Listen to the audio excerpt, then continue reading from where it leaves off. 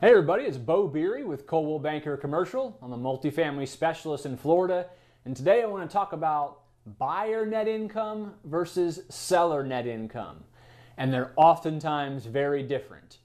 Today we're going to talk on some key points that show up on the expense side of things for a seller that are oftentimes very different from a buyer, and how the two value properties. And my job as a broker is to bring those two together and sort of bring reason into the transaction. So today we're going to be talking about a 50-unit apartment complex that's on the market for $4.5 million by the seller. Now in this case, usually potential gross income, most folks will agree on $450,000 in this case. That's what's going on in the market. But the very first difference that comes up is vacancy, right? So the seller may actually indeed be experiencing 5% vacancy at that one point in time when they're doing the valuation for price purposes.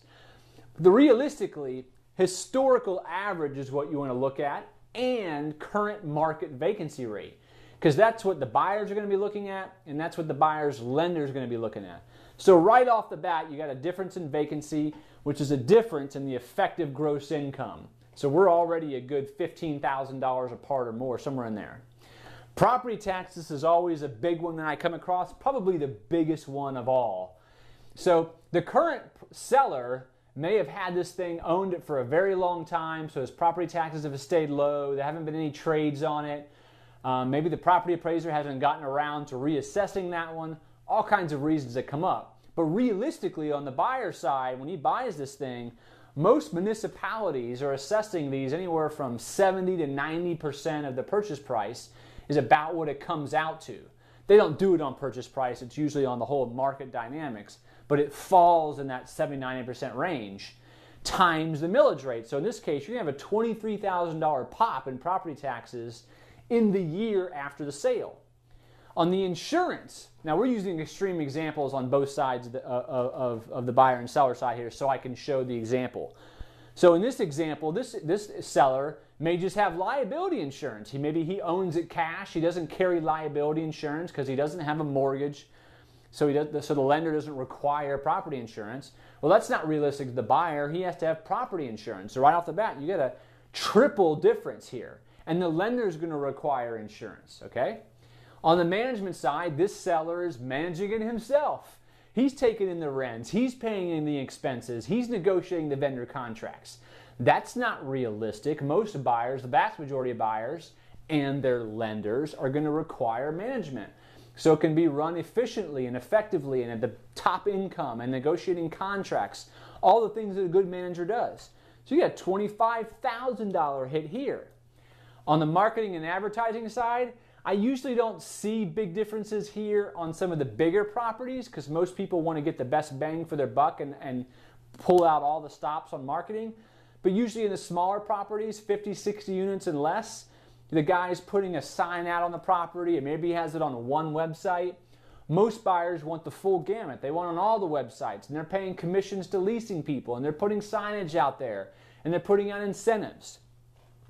So contract services and utilities, those are usually about spot on both sides. Repairs and maintenance, sometimes I see differences there, especially if a seller is very involved in doing repairs himself.